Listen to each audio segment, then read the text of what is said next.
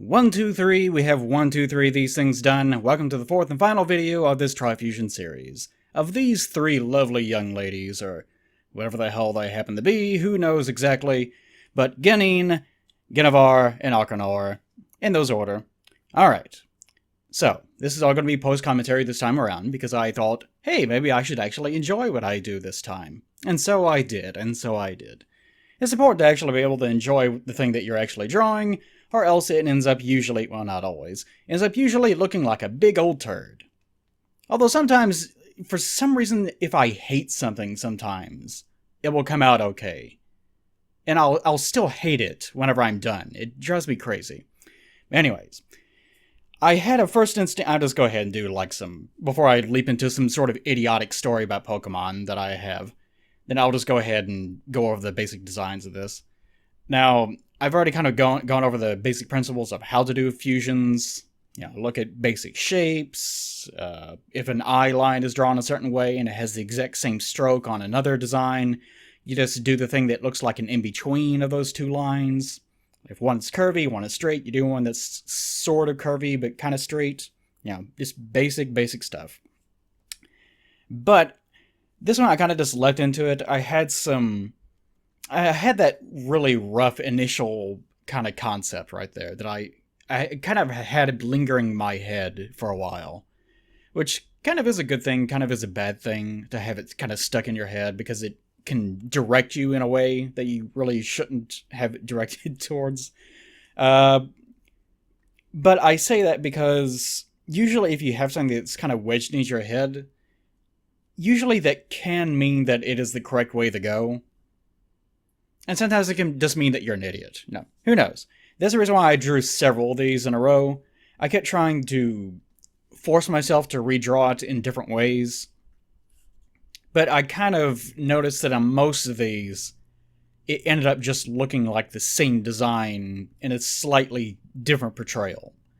So inevitably, with like this, the first one, the third one, and the fourth one that I'll do here in a bit, they kind of look very, very similar, so I decided to just roll with that. So that's where I got the design. I had the idea of maybe I can make it sort of like a gorilla kind of posture, because you have Genine over here on the side, and he has his little puppy mode going on, right? So I was thinking, well, how do you combine that and a biped? And there's two ways of doing it, really. Well, three ways of doing it, really. One, someone suggested on Twitter, why don't you make a centaur? But that's not really fusing things together. That's just cutting things apart and then gluing them back together, that sort of thing. Which I definitely was not going to do. That's not really a fusion. It's just... It reminds me of people's fusions where the final result looks like a Neapolitan ice cream, where there's just colors all over the place. And it looks hideous. It doesn't look like its own design. It just looks like a mishmash of shit that's been thrown together, right? So you definitely don't want to do that. And here, yeah, the first time you draw things, it's not going to be aligned correctly. That's why you have to keep making small adjustments and then redrawing back over it over and over and over again. You'll have to do it too. If it doesn't look right the first time, it never does. Don't worry about it. But the other way besides doing a centaur thing, I guess, would be to have sort of a gorilla look to it. Where it's or you know, like a lynx or something like that. Where it has really big forearms, the two forearms. And it also has kind of smallish rear legs. So you end up with something that is bipedal, but it's also a quadruped at the same time. Like, that's one way around it. But I felt like the other two were so, you know, kind of feminine and very humanoid looking. I kind of felt like the kind of that gorilla posture would just be coming out of absolutely nowhere. So I decided to just drop that idea entirely. And even whenever I was trying to draw it, I ended up kind of just drawing that second one where it was just rearing back on its hind legs, right? Like it was begging for treats or something.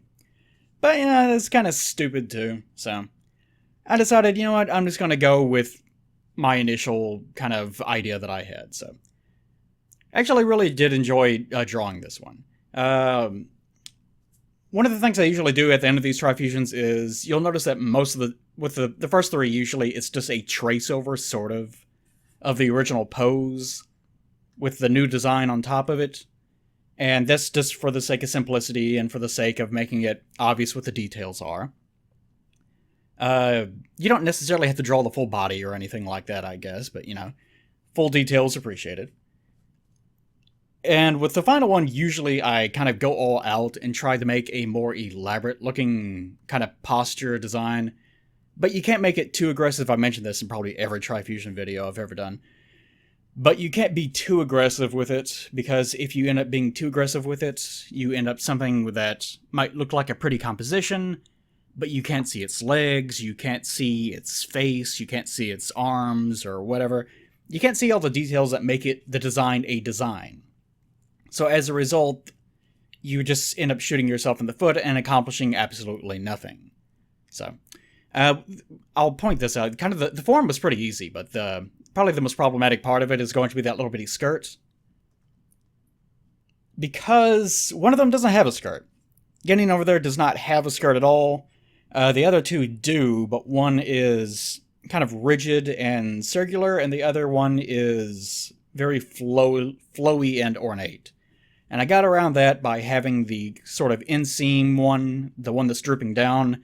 Why do Pokemon have clothes? It doesn't make any sense. It's meat. It's made of meat. Whatever. It makes sense with Digimon. Digimon are they're just digital things that linger in the internet or some stupid reason like that.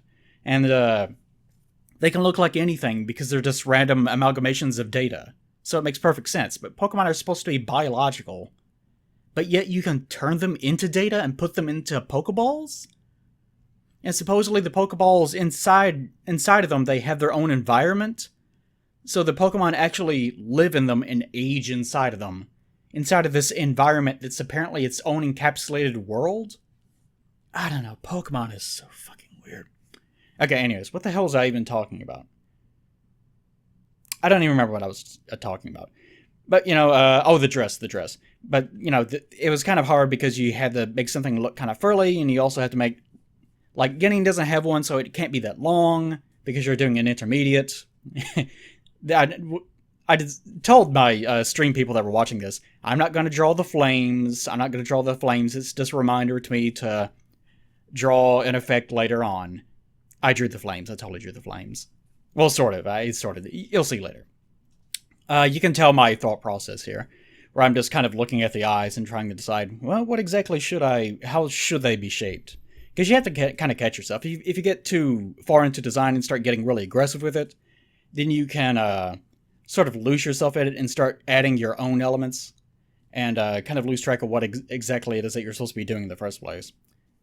Here, I'm not actually tracing over this exactly, but you can copy things and paste them and kind of skew them like this to give you a more properly aligned, if it's a symmetrical design.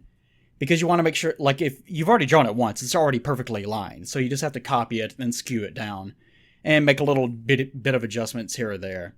If I just traced over it, it would look absolutely terrible. And as I explained to my viewers in Picardo, you can't really skew binary lines, because the whole point of using binary is that it doesn't have aliasing. It blurs the line. If you look at a pixel, it's either black or there's nothing there whenever you're working in binary. But whenever you're doing, ordinary raster drawings, then the outside edges are blurred if you look really close. Which means that they're kind of harder to wand away, select areas and stuff. It's, if you have no idea what I'm talking about, I don't blame you, I guess. But anyways, point being, you can't grab them and start moving them around, or it makes them blur. If that makes any sense to you. If it doesn't, then just draw a little bit, just do it one time, and you'll be like, oh, okay, I get it. This looks terrible, I'm going to kill myself. And then you won't kill yourself or whatever. Okay, but anyways, that's my little trick for alignment. Works pretty nicely. Yes.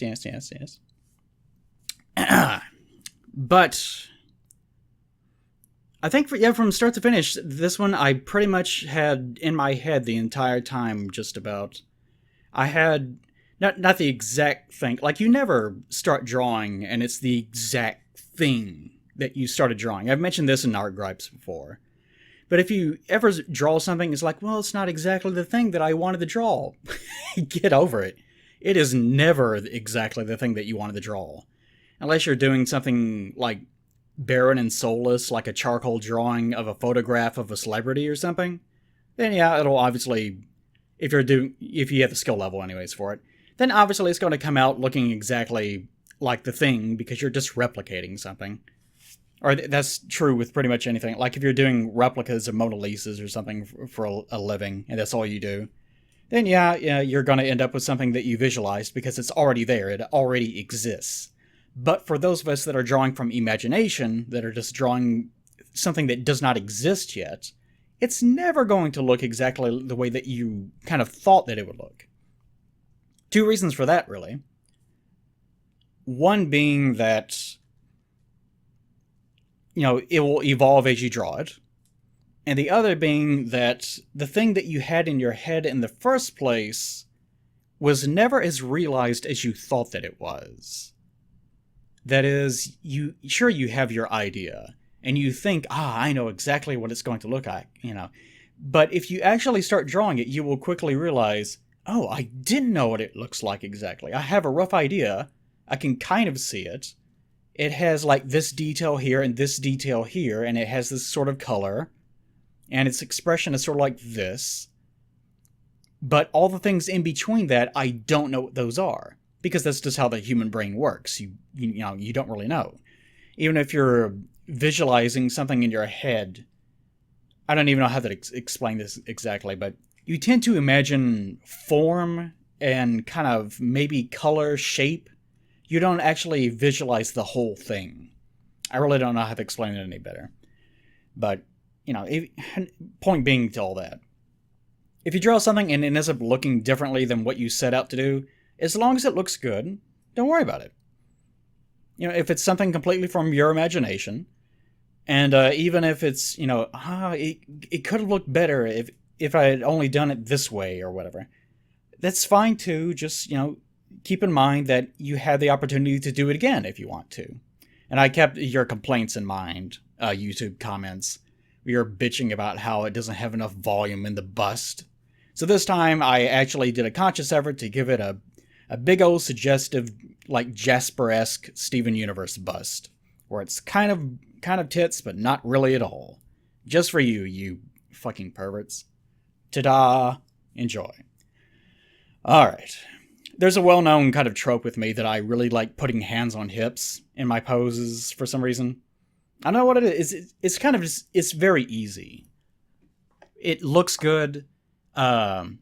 Otherwise, like, what do you do with the hands otherwise? You can do them like flipping you off or doing like a big bicep pose, like, I love being strong, as they get fucked by horses or whatever. But you guys, you have no idea what I'm talking about. It's a internet thing. Don't worry about it. But, otherwise, what the hell do you do with the hands? So, hands on the hip, it looks very casual. Has a lot of personality. I just really enjoy it. I really like it. So, shut up. Alright. So, if you ever see me drawing hands on hips again, you'll know that I'm perfectly aware of it. Anytime that I draw it, I'm like, yes, I get to do this again. Oh, yeah. And I make that voice, too, because it's just how I am. Right. Okay. So, was there anything to talk about in regards to... I wanted to make sure I didn't keep rambling on about the actual drawing. There's one or two things that I kind of wanted to mention in regards to the comments. But it seems like most of you guys... There is one thing that I wanted to mention from the last one. The last one, the one before this in the playlist, is the Aravar Trifusion, which is a fusion of Gardevoir and Gengar. And it seemed like most of you said this is either my favorite drawing, or, I just really like this one. I think this is the best one so far, that sort of thing. But there was a few dissenters that were on the extreme other end of the spectrum, where they were like, there was one guy, I think, that even said, I'm unsubscribing to this channel because I'm so upset with this, with this internet drawing. I don't know why. I read that. Like, I had no real reaction to it. I just read it's like, oh, okay. All right. And that was it. There were one or two of you that are like, I think this is the worst one so far. I hate this so much. That's how it's always going to be. It doesn't matter what you draw. You could tell someone, I'm going to draw a circle. It is going to be a perfect circle. And then you draw a circle, and it's a perfect circle. And there will always be a bunch of people that are like, this circle isn't filled. How come this circle has no color? How come this circle is not a triangle? It should be an oval. There will always be problems. Like, you will never make everyone happy. I'm pretty sure I've told the little analogy before, or whatever. What do they call those? I forget. Parable. I've told the parable before about the father, the son, and the mule, about how they go to town and buy a mule, and they start to bring it home, and they're not actually using it, and someone, as they go down the road, points out they're not actually using the mule to ride the mule. How foolish. So the son gets on it, and then the next person says, oh, that son's making that old man, his father, walk while he gets to ride. How terrible. And so the father gets on the mule instead, and someone complains about the father. I forget the context, but they complain about the father, and so they both get on it at the same time, like, why is one riding without the other? And then the next person they see complains about how that poor mule, having both those people riding at the same time, they should be the ones carrying it. So they get off the mule, and they both hoist the mule on their shoulders and try to walk him down a bridge, and they both fall off, and all three of them drown. And that's the parable. About how you can't please everyone, and everyone has a stupid opinion about everything that you are doing, so you cannot worry about it. There was always going to be someone that has some stupid thing to bitch about, including me. Like, most of the things I complain about, it's not really, you're doing this wrong. It's, here are the issues I have with this specifically. And, like, first-person shooters are a great example of this. Maybe I should just go into the nature of complaining. Because I'll tell you now, this color process here takes a long time. It takes a really long time. You'll notice there I was blending colors. If you're doing a Trifusion and you start blending colors, you're pretty much always going to end up with something that looks muddy. It's going to be low saturation almost every single time if you do it that way, because of just the way the colors blend in these sort of programs. And, I had to drink at Sprite there. Throat's getting sore. And, whenever you combine all of them down like that, it's either going to end up with a brown, or it's going to end up with a gray, or at best it's going to be a low saturation something or other. So I'll just go ahead and tell you now that the general idea I had whenever I ended up with my kind of color theorizing here was I need it to be something that's in between the sort of greenish color of the one down below, the orangish one, and the purplish one. Unfortunately, the sort of midpoint of green and that orange color is a purple, like as far as the color wheel goes. Like, look at the color wheel that's up at the middle of the screen, just about above my brush settings. If you go around that wheel, you can see what lies in between. Like, look at where the orange is, look at where the sort of greenish is. It's either, the middle is either going to be like in the yellows again, which doesn't make a lot of sense, because yellow is so close to orange, or it's going to be over in the purples or the magentas. So I initially started working in the sort of magentas and trying to do something that's in between, because one of them was already purple. But people started complaining about it in chat, and even I was thinking, well, it doesn't really look like its own thing. So eventually I decided I'm going to cheat a little bit and carry it over into more the red spectrum.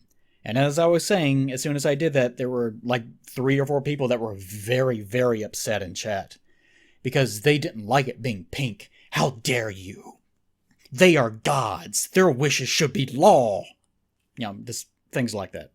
People got very upset about stupid shit like this. I had chat name this thing later on, as I'll go into it later on. I had chat name it, and they got into a heated debate about that. No one was happy by the end of the chat, which, whatever. You can't please everyone. That's the nature, especially with my fan base. That's the nature of things. Anyways, the nature of complaining. I'll give an example.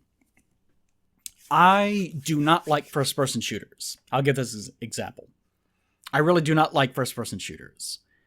I don't play them, so the mechanical skill I don't really enjoy at all. I always think of this example. I'm sure that there's a Flash game somewhere that does this. I'm absolutely certain of it. I've never seen one, but I'm certain that it exists. Where there is probably something on the screen, and your job is to click it as fast as you can. Like something appears on screen, click it as fast as you can.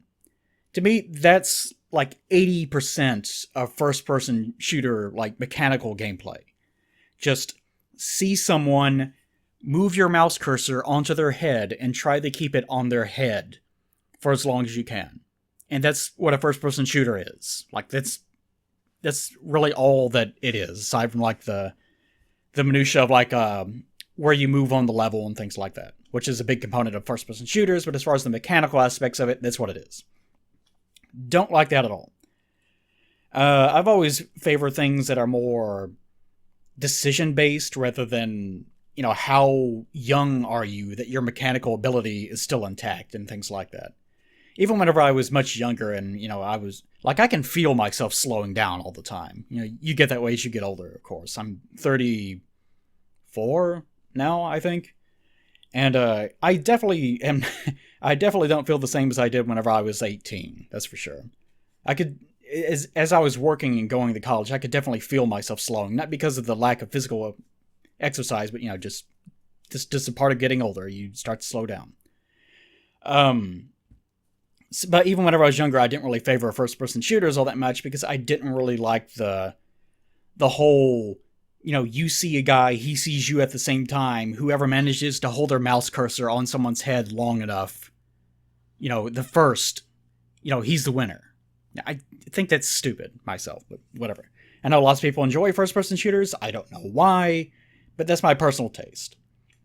So, if I play something like Overwatch, for example, Overwatch is very, very offensive-minded.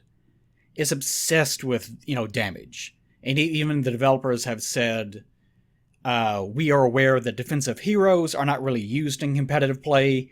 We don't care. And they have said, in like networking and things, we favor the attacker over the defender.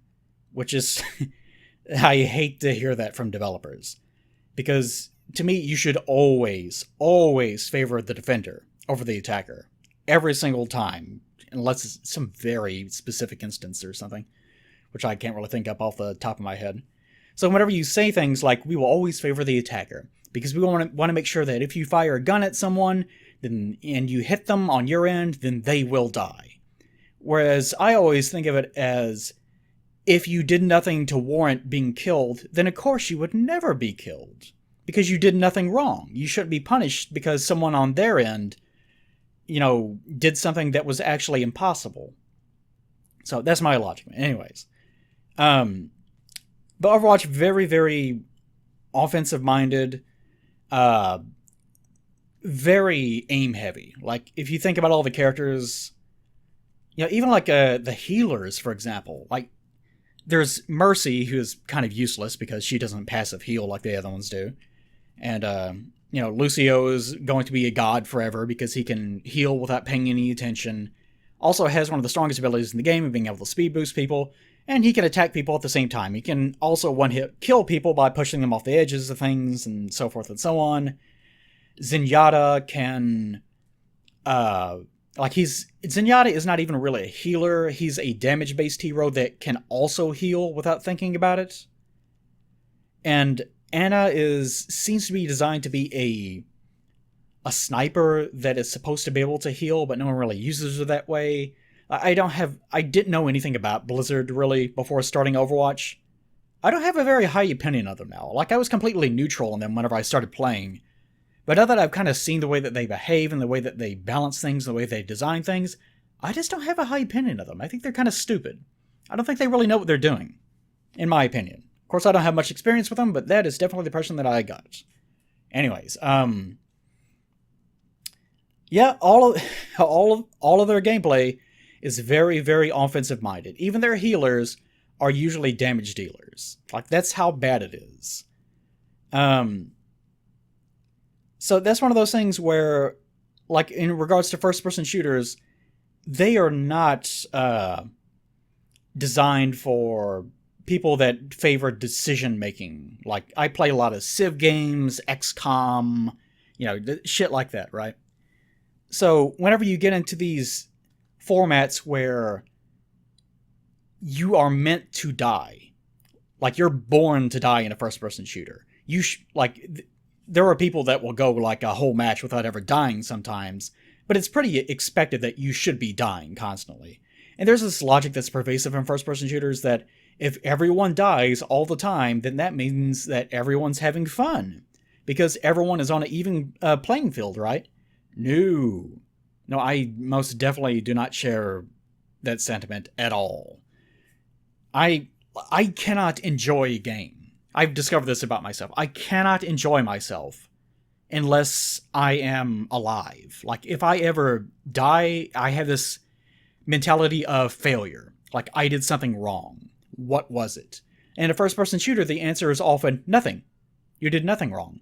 There was just someone spawned behind you, because that's the way the games work, and he shot you in the back while you were trying to move from one place to another. What were you supposed to do? Not move? Oh, you didn't move. Well, you die anyways because a sniper gets you or something. Like, there's a million things like that in a first-person shooter. It is designed for you to fail. Like, it's one of those kind of games. And I hate that experience. I absolutely hate it. So, whenever I start talking about first-person shooters, whether it's Overwatch, whether it's PlanetSide 2, I started trying to play PlanetSide 2 briefly. Boy, is that a miserable experience if you're alone. Because, like, there are often instances where you spawn and you just die. There's instances where you buy a tank with your limited amount of currency, and it rolls off the pad, and you have no control over it whatsoever, and oh, there was a tank mine there. Or a light assault just flies over you and places some C4 on your body before you even have a chance to do anything about it, and you just explode and die, because fuck you. And it's just full of things like that. I hate that about first-person shooters. I absolutely despise it. There's nothing, because, again, I think about being the victim in these cases.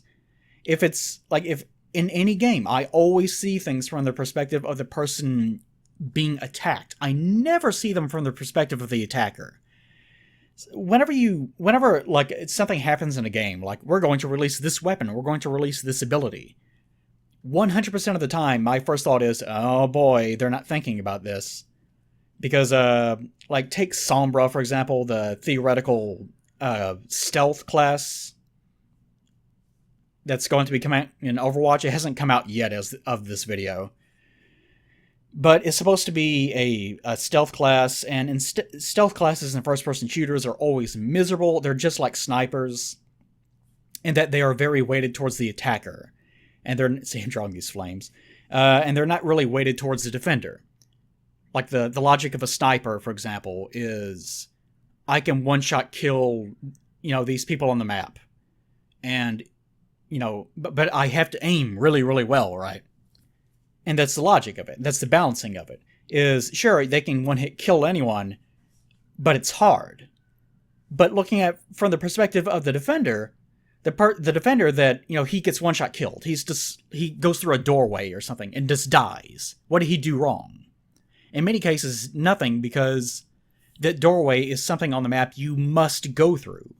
And people that say things like, well, you got killed because you were wandering in the open.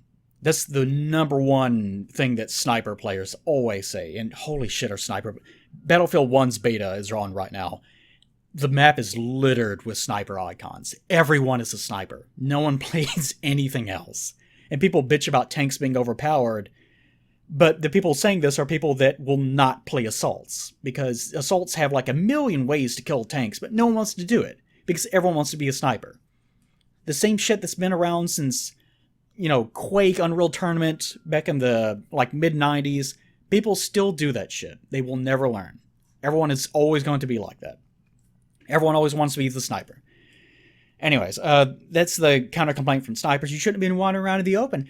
But that's not even how you play a sniper in a first-person shooter. And anyone that plays snipers knows this, because the way that you actually play a sniper in a first-person shooter is you put yourself into what are called lanes, where people usually have to funnel themselves towards you so that you don't have to worry about side-to-side movement whenever you're shooting at them.